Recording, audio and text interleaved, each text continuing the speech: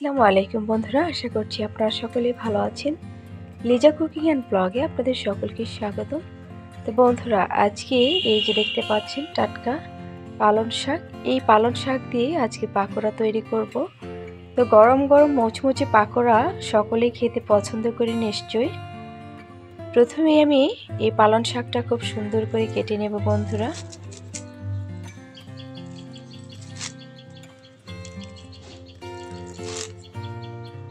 বন্ধুরা, এখনও যারা আমার চ্যানেলটিকে সাবস্ক্রাইব করেননি, আশা করছি তারা সকলেই সাবস্ক্রাইব করে দেবেন এবং পাশে থাকা বেল আইকনটি প্রেস করে রাখবেন।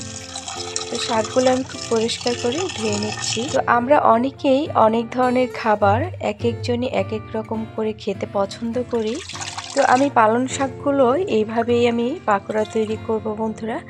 আপনারা চাইলে যে যেরকম পারেন সেরকমই করবেন। তো এখানে সব উপকরণ একসাথে দিয়ে চালের গুঁড়ি অ্যাড করে দিয়ে দিলাম।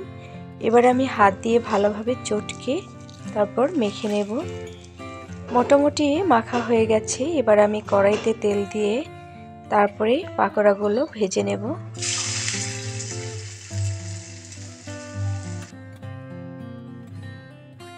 বন্ধুরা, আমার ভিডিওগুলো আপনাদের কাছে কেমন লাগে অবশ্যই কমেন্টে জানাবেন। সেটা হোক ভালো বা খারাপ, তো যেটাই লাগুক আপনারা অবশ্যই জানাবেন কমেন্টে। তো যাই হোক বন্ধুরা, আমি এভাবে এক এক করে দিয়ে দিচ্ছি ব্যাটারটা। খুব সুন্দর করে মুচমুচে করে ভেজে নেব। তো মোটামুটি এক পাশ হয়ে গেছে, আমি আর এক পাশ উল্টে দেব। পালং শাকের এরকম মুচমুচে পাকোড়া কার কার খেতে ভালো লাগে কমেন্টে জানাবেন। আর যদি আমার ভিডিওটা ভালো লেগে থাকে অবশ্যই একটি লাইক করে দেবেন বন্ধুরা। তো যাই হোক, আমি উল্টে পাল্টে আর এক পাশে খুব সুন্দর করে ভেজে নেব। তো গরম গরম মুচমুচে পাকোড়া হয়ে গেছে বন্ধুরা।